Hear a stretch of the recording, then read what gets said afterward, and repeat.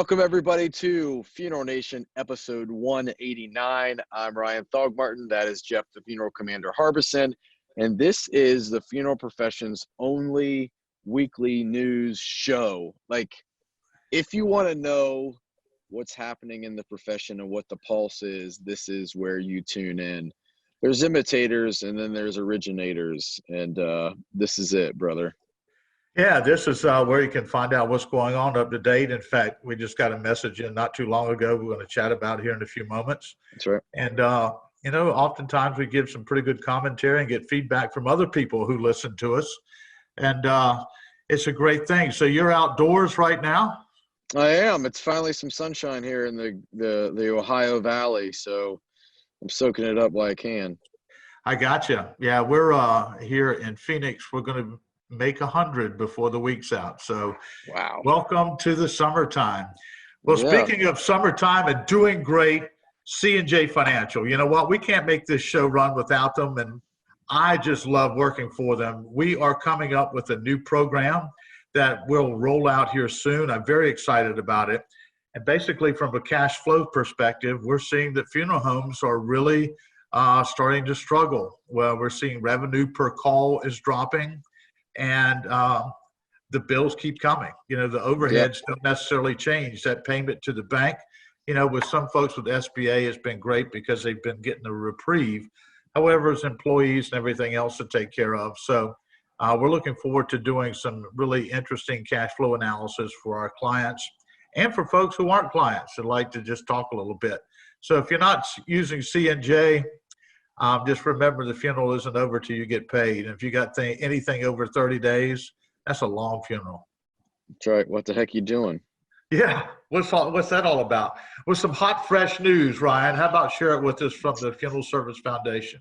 Yeah, so the Funeral Service Foundation, we had the foundation on a few weeks ago. I think it was episode 186 or 87, where we talked about the COVID-19 fund that they're putting together. They have now opened that fund up. So if you need grant assistance and money, you can now apply to get that grant money, which is fantastic. To learn more about that, if you just go to connectingdirectors.com, you'll be able to find the press release there and a link directly to where you can apply to get that grant money, which, I mean, to see if the foundation really, in the course of just a few weeks, be able to get enough money donated. Homesteaders, Life Company donated 100,000. I believe NFDA put in 250,000. So it's pretty phenomenal to see the profession rally together, and now funeral homes and companies in the death care space that are serving those COVID-19 families and that have been affected by this can now apply to get that grant money, which is fantastic. Yeah, I keep reading reports. Believe it or not, we'll talk about Facebook here shortly, but it's a great communication tool for funeral directors. And it's not slowing up much in New York and Detroit. Bless their hearts up there. They are overrun as well. So it's we're nowhere near out of the woods. I know that we're talking about and looking to get back to normalcy, but I don't think normalcy will be ever what it was before.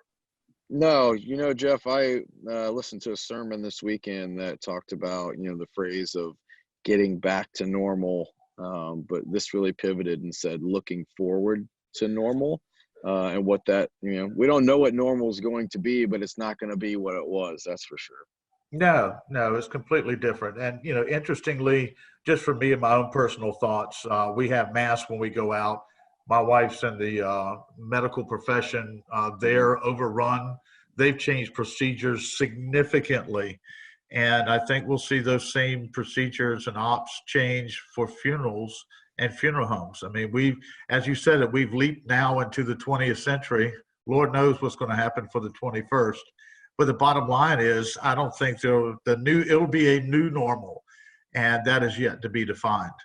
Yeah, it's interesting. And, you know, we're seeing a lot of innovation too, which has been great in the profession, which is going to keep us from going backwards into what normal was in terms of live streaming and virtual arrangements. And I just talked with a live streaming company this morning that has rolled out a new software update that allows a funeral home to simulcast two different funeral services live streaming at the same time. live chat feature built into the web stream so those watching can communicate without interrupting the live stream. There's just a lot of things happening. And with the advancements of Zoom, Google Hangouts, Facebook Live, and then other companies in the space that have online arrangement tools.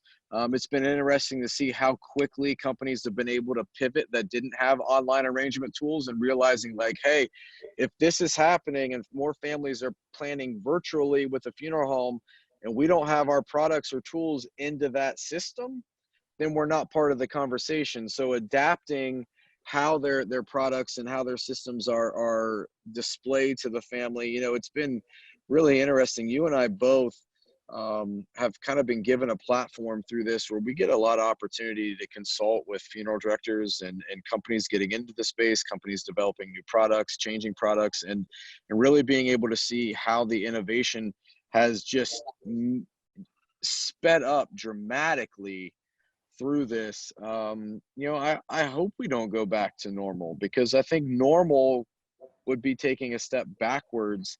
My good friend Walker Posey and I did a Zoom call a couple weeks ago that we recorded where we just talked about technology. And he said, look, I'm having the opportunity to serve more families that traditionally would not have come to us because they just didn't want to come into a funeral home. He said people Right. have that Aversion. uneasiness I about agree with you. just walking in the door. And now technology is allowing us to serve those families we wouldn't have served otherwise. Yeah, you're exactly right. And, speaking of technology, you've got a seminar on Wednesday that we'll make sure folks know about. But you posted something pretty cool today on Connecting Directors about Facebook and pre-need marketing. Mm-hmm. It's not the time, folks, to back off your marketing now. It's time to Yeah. put your foot down on the accelerator, because using Facebook, I know there's some stats out, you probably know them, but I saw some recently where the use of Facebook has exponentially grown during this COVID crisis, and people are getting Yes. their information there. And you just said it, Walker is a prime example that he's made relationships because of technology. Well, That's right. you know what? Facebook's a way to do that. And Yeah. interestingly enough, most folks, you have it inside your article, and NFDA posted it, most people don't shop a bunch of funeral homes. They might go from one local to another, but two at max. And generally they're not shopping about price. That's So, right. getting to know your community at this time when you would think it's impossible could be the advantage for a lot of funeral homes. Isn't that the gist of your article? 100%. Why Facebook makes sense for pre-planning. And funeral home marketing can't stop just because we're in the midst of a pandemic. And the business aspect, yes, we're serving and we're here, but the business side of things has to keep moving forward. And so that stat that you're referring to, 35% increase in North America of the use of social media since the middle of March. I believe it was March 11th when this was considered a worldwide pandemic. So since that, there has been a 35% increase in the usage of social media, which already was 75% of consumers over the age of 45 were daily active users of Facebook. So now you increase that 35%. So just through our clients, we've seen a 13% increase in engagement with funeral home content. So the consumer is engaging more with funeral homes in this time period. And I think that will continue going forward. And there's been a 26% increase in the amount of private messages sent to funeral homes. So the consumer is opting for this way of communication, and funeral homes that are embracing it and establishing a strategy.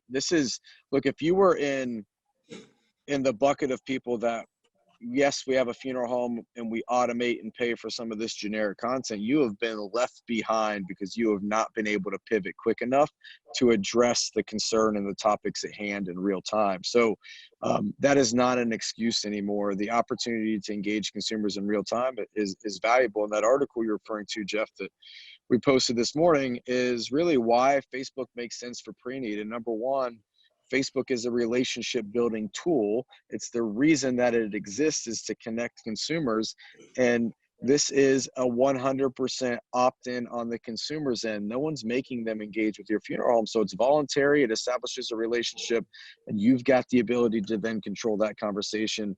And this is the time to do it. I've had funeral homes tell me, like, look, if it was not taboo and I could walk through a receiving line and pitch pre-need to every person waiting, we would sell more pre-need than ever. Well, guess what? This is like the virtual receiving line right now, because families are in the midst of talking about their own demise more now so than ever, and funeral homes need to have the platforms available to be a part of that conversation, and pre-need has to be there as well. This is not the time to pump the brakes and pull back.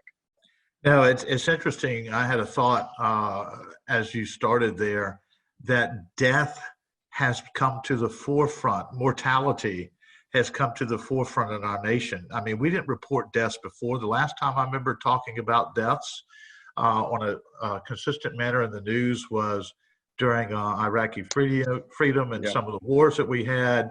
Obviously we would do that when we would have some sort of terrible engagement where somebody killed a mass shooting. But this is an ongoing daily reporting of deaths.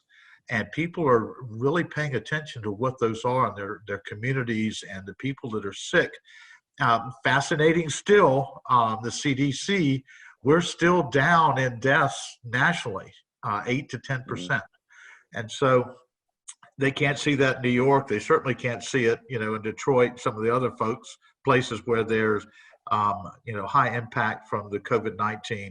However, I've also seen on some of the Facebook threads I've been privy to that they aren't doing any business in certain areas of the country. That's really slowed down. So, bottom line is we're talking about mortality nationally. It's on the news every night. And by not engaging with your clients or your prospective customers or people in your community, you're just going to miss out because everybody's talking about death right now.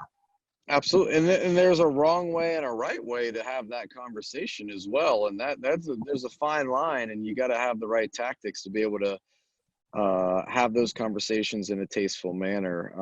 It's been wild. Like our Price My Funeral tool, pricemyfuneral.com, has just gone bonkers since this, because the consumer they're gathering that information, and funeral homes that are making that available for the consumer to be able to customize and build their own cost estimation of a funeral online are winning. So technology, and there's tools that make this easier for funeral homes and make it a far better experience for the consumer. And the faster that you embrace those things now, the better setup you're going to be for the future. There's firms that are going to not come out of this, and they won't be able to come back from the position behind the 8 ball that they put themselves in by being so slow to adapt. And then there's funeral homes that are going to come through this, and it's going to be an amazing future because they were able to be nimble and quick and move and adapt and pivot when they needed to.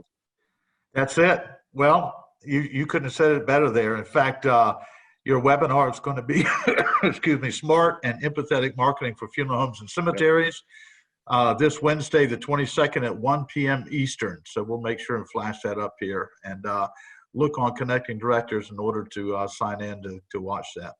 Well, It's about time. I've got to get back to my work here. I dressed a little more festive today just because, there ain't no sunshine. We got to make the sunshine happen if it's not out. That's right. And we can't forget about our good friends at Plotbox that are powering this along with C&J, and a very interesting business there where the cemeteries that have partnered with Plotbox are winning right now because of the virtualness of arrangements and picking plots, and Plotbox makes that insanely easy. So make sure you go back. Probably about 7 weeks ago now that we had Sean and Leon on, and you talked with them about Plotbox and the great things that they're doing there. Yeah, I mean, it's just not the funeral home that's having issues. It's certainly the cemeteries are dealing with the same thing. All right, buddy. So we'll get together next week. We have a few things we'll put up next week that are exciting, some new things that we just can't talk about yet because they're not public. That's the great part about being here with Funeral Nation and this platform is we're privy to a lot of information, and folks are saying, hey, this is coming out the next couple of weeks. And like, wow. So right. once again, we'll be the forebearer of, hey, y'all look at this. You got that right. All right, brother. Well, I appreciate you. Thank you for the work that you're doing, and how C&J is really helping funeral homes navigate financially through this time period, which is probably, I would say, I mean, this is the most volatile position funeral homes have been in probably in our lifetime. Yeah, and what we're seeing is a significant increase of families using life insurance to pay for the funerals because guess what? Things are kind of tough out here for a lot of That's right. people. So if you're a funeral home and you don't have an insurance assignment company, reach out to me. We need to talk. I can help you. Doesn't cost you or your firm a thing. And you get your money a lot faster. So anyway, There you go. so much for the commercial. I'll see you next week. Okay, brother.